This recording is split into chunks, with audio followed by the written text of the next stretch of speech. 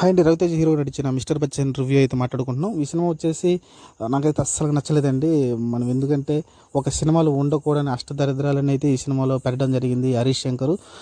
అసలు నేను అసలు అనుకోనే లేదు. ఈ సినిమా యాక్చువల్గా రైడ్ అని ఒక హిందీ సినిమాని రీమేక్ చేశారు, కానీ రీమేక్ కాదు, పూర్తిగా కొత్తగా అలా ఉంటుంది, కొత్తదనంగా ఉంటుంది అని అయితే సినిమా చెప్పడం చూసి హరీష్ శంకర్ అయితే మరి అయితే ఒక సినిమాలో ఉండకూడని అన్ని అష్టదరిద్రాలు అయితే ఈ సినిమాలో ఇంక్లూడ్ చేశాడు మన హరీష్ శంకర్ అయితే. ఎందుకంటే పాటలు ఎప్పుడు పెట్టాలో ఎప్పుడు వస్తాయో అర్థం కాదు, అలానే ఫైట్స్ ఎందుకు పెడతారో అర్థం కాదు.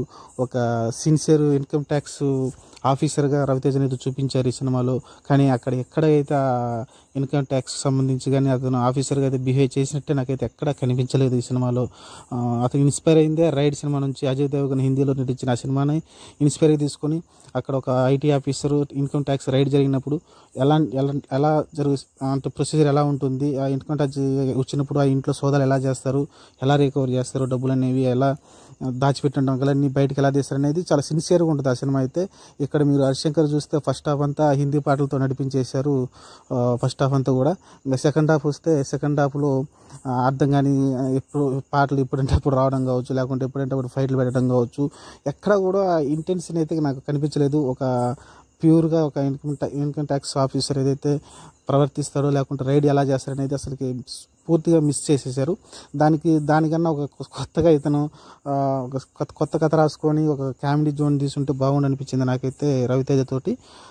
ఇది చాలా మిస్ చేసినట్టు అనిపించింది. రవితేజ కూడా చాలా మిస్టేక్ చేసినట్టు అనిపించింది. ఎందుకంటే అతను కూడా రైడ్ చూసుంటాడు, చూసి మరి దానిలో ఉన్న మెయిన్ పాయింట్లన్నీ ప్లాట్లన్నీ తీసుకొని దీంట్లో కనీసం ఒక 1.5 hour ఉన్న సినిమా అన్న దాని మీద పెట్టుంటే బాగుండేది. మిగతా ఒక 30% అంటే వదిలేసిన బాగుండి అనిపించింది సినిమాలో.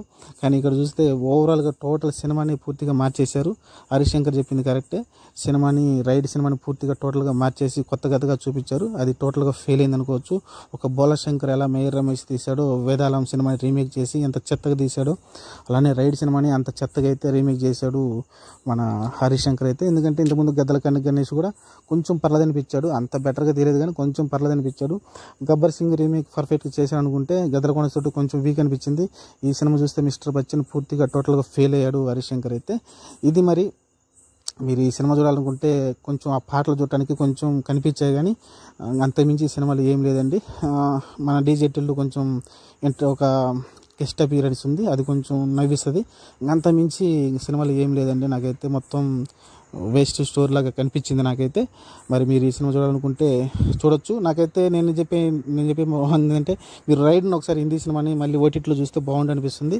ఒకసారి అయితే మీరు రైడ్ సినిమాని అయితే ఓటీటీలో చూసే ప్రయత్నం చేయండి. దీనికన్నా అది చాలా మీరైతే హిందీలో అయితే ఈ సినిమా ఒకసారి అయితే చూడడానికి అయితే ప్రయత్నం చేయండి, చాలా బాగుంటుంది. ఒక ఇన్కమ్ ట్యాక్స్ ఆఫీసర్ ఎంత సిన్సియర్ పని చేస్తే ఎలా ఉంటుందో క్లియర్గా చూపించారు. మీరు ఒక సినిమాని చెత్తగా ఎలా తీయకూడదో ఒక రీమేక్ని హరీష్ శంకర్ ఉదాహరణ నిలబడ్డాడు. అలానే హరీష్ శంకర్ గారు బయటకు వస్తే ఖచ్చితంగా ఫ్యాన్స్ అయితే చాలా ఆగ్రహంగా ఉంటారు. జాగ్రత్తగా ఉండండి.